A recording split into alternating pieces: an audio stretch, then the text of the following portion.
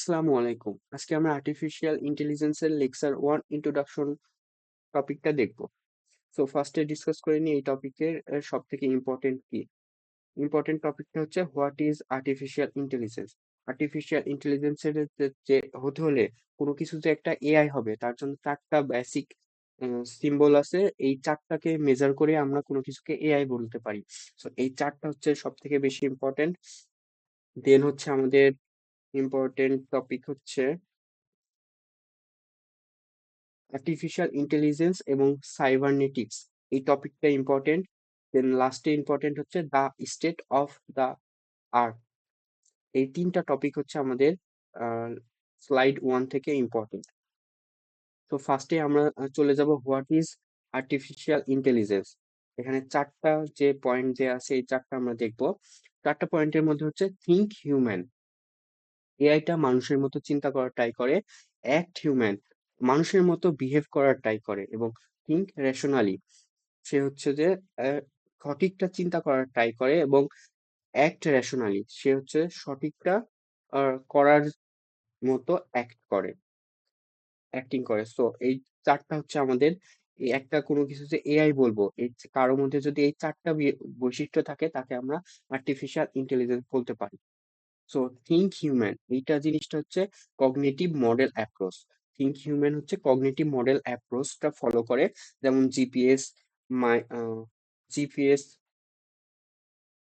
Mimicry, human language, এগুলো হচ্ছে যে থিঙ্ক হিউম্যান। সো এগুলো কগনিটিভ অ্যাপ্রোচ ফলো করে। দেন হচ্ছে অ্যাক্ট হিউম্যান। অ্যাক্ট হিউম্যান হচ্ছে টার্নিং টেস্ট অ্যাপ্রোচ। এটা টার্নিং টেস্ট হচ্ছে যে আমাদের একটা কম্পিউটার থাকবে, মাঝখানে একটা দেয়াল থাকবে, দেন এখানে একটা মানুষ থাকবে, অ্যান্ড এখানে একটা আমাদের এক্সামিনার থাকবে। সো এ যে যা যা প্রশ্ন করবে, কম্পিউটার এবং মানুষ, হিউম্যানটা সেম অ্যান্সার দিবে।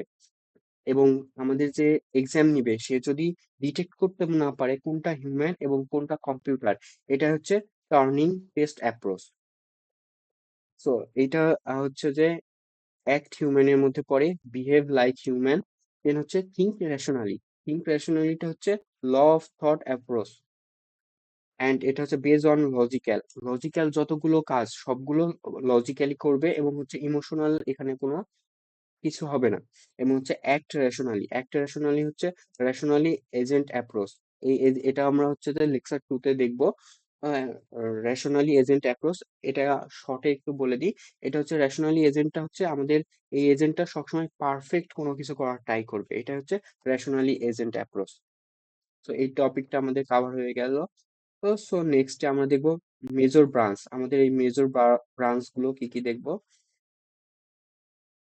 সো মেজর ওর ব্রাঞ্চের এখানে কিছু নাম আছে: artificial neural network, computer version, expert system, এরকম কিছু আছে। এটা থেকে খুব একটা প্রশ্ন আসবে না।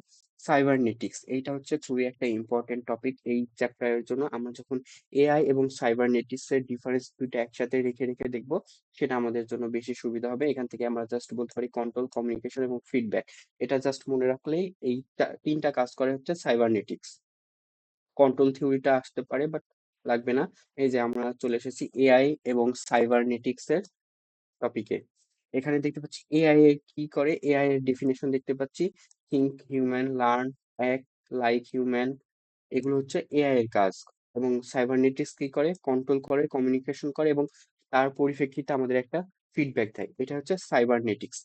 এবং হচ্ছে যে এআই এর একটা ফোকাস থাকে। ফোকাস কি, যে কোনো প্রবলেমকে লার্ন করে তার সেটা লার্ন করে এবং তার একটা সলিউশন দেওয়ার, অপটিমাইজ সলিউশন দেওয়ার ট্রাই করে, এটা হচ্ছে এআই এর ফোকাস। এবং সাইবারনেটিক্স কিসে ফোকাস করে, কন্ট্রোলে ফোকাস করে। এবং হচ্ছে এআই এর একটা গোল থাকে। গোলটা হচ্ছে যে এআই কে ট্রাই করে হিউম্যানের মতো, human like intelligence. AI try করে সে একটা মানুষের মতো হতে চায়, মানুষকে রিপ্লেস করতে চায়, এটা হচ্ছে এআই এর গোল। এবং সাইবারনেটিক্স এর গোল কি, কন্ট্রোল এবং অ্যাডাপ্ট করা হচ্ছে সাইবারনেটিক্স এর গোল। এখানে স্কোপ কি কি আছে, machine learning, natural language processing, computer ভাষণ, এগুলো রোবোটিক্স, এগুলো হচ্ছে যে আমাদের এআই এর মধ্যে পড়ে। আর সাইবারনেটিক্স এর মধ্যে কি পড়ে, control theory, feedback theory, adapt system, regulation, এগুলো হচ্ছে আমাদের এআই সাইবারনেটিক্স এর মধ্যে পড়ে। তো এআই এবং সাইবারনেটিক্স এর ডিফারেন্স করে পড়লে আমাদের জন্য সহজ হবে। এই দুইটা থেকে আমাদের 3 মার্কের মতো প্রশ্ন আসতে পারে। দেন এবার আসি হচ্ছে the state of the art art so এখানে দেখতে পাচ্ছি autonomous planning, scheduling, gaming, playing, robotics vehicle, এইগুলো হচ্ছে যে আমাদের এই আর্টের মধ্যে পড়ে। আমাদের প্যাসেজ থাকবে, সিনারিও থাকবে, তার ভিত্তিতে আমাদের এগুলো আইডেন্টিফাই করতে হবে। সো রোবট, মেশিন, এগুলো হচ্ছে যে আমাদের আর্টের মধ্যে পড়ে। সো এটাও আমরা দেখে নিব। সো আমাদের এটা শেষ। এখানে দেখতে পাচ্ছি মেজর ব্রাঞ্চ গুলো দিয়ে দিয়ে দেওয়া আছে। তো major branch, artificial neural network, computer version, expert system, এগুলো জাস্ট আসবে না। এন্ড এখানে আমাদের কিছু এআই এর হিস্টোরি দেওয়া আছে, যেগুলো থেকে প্রশ্ন কখনোই আসেনি। দেন আমরা যদি দেখি, এখানে দেখতে পাচ্ছি হচ্ছে আর্টিফিশিয়াল ইন্টেলিজেন্স এবং সাইবারনেটিক্স এর মধ্যে দিয়ে পার্থক্য দেওয়া আছে। প্রাইমারি ফোকাস করে, গোল, স্কোপ, এগুলো আছে।